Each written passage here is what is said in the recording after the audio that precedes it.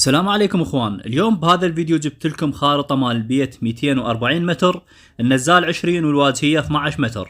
طبعا هنا بالبداية عندنا هذه الطارمة، المساحة مثل ما تشوفون قدامكم مساحة واسعة ومرتبة. عندنا باخير الطارمة هناك صايرة الصحيات الخارجية. المهم هذه واجهية البيت مثل ما تشوفون قدامكم. هسه راح ندخل على الاستقبال واشرح لكم التفاصيل كاملة ان شاء الله. هسه راح نروح هنا عندنا الاستقبال. بالبداية هنا عندنا كل دورة المساحة مالتها متر ونص بمترتين.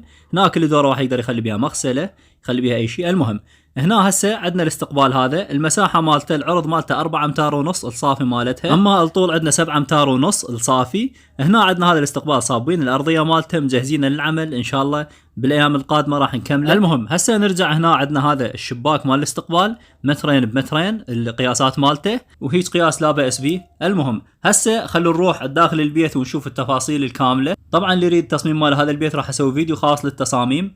المهم هسه عندنا هنا راح ندخل بالبداية عندنا بالواجهة هنا صاير المطبخ الحار والمطبخ البارد.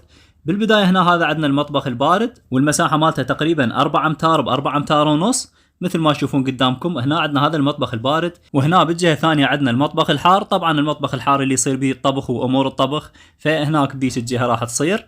هنا مثل ما تشوفون قدامكم هذا المطبخ الحار، المساحة مالته مترين ونص والطول مالته تقريبا 3 امتار وربع. هذا الشباك مالته من هاي الجهة، والمنور صاير مقابيل الشباك مثل ما تشوفون. خلينا نروح هسه نصور المنور. هذا المنور عندنا من هاي الجهة صاير، تشوفونه المنور ينطي للصحيات من ديك الجهة. النارة مالته منها تجي على الشباك الدور اللي هو على الصالة. المساحة مالت المنور مثل ما تشوفون قدامكم مساحة مرتبة وواسعة. وهسه بعد ما كملنا خلوا نروح ندخل على الصالة، ندخل على الغرف الاثنين. عندنا جوا غرف اثنين. هنا بالبداية صايرة عندنا صالة. الصالة المساحة مالتها 8 امتار طبعا من سنتر مال الدرج، العرض مالتها 4 امتار ونص. ومثل ما تشوفون قدامكم ما شاء الله يعني الصالة المساحة مالتها كلش كبيرة واسعة. واهم شيء بالبيت طبعا هي الصالة تعطي جمالية للبيت، تصير القعدة المكان مريحة.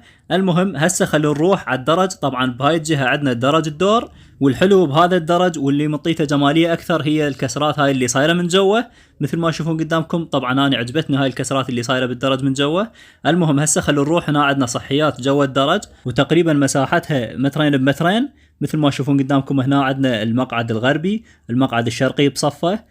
هنا النظام مالتهن مشتغلينهن، ابو المجاري مشتغل ومكمل وما باقي عنده شيء بالبيت يخص المجاري. المهم عندنا هنا هذا المكان اللي ما صابينه مكان المقعد الشرقي. المهم وهسه خلوا نروح على الغرف. صايرات هنا على اليسار عندنا غرفتين وصحيات ومنور.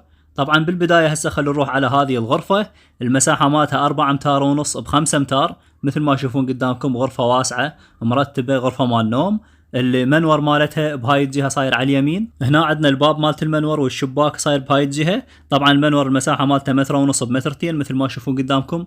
هذا المنور اللي ينطي للغرفة الثانية، ينطي للصحيات من هاي الجهة.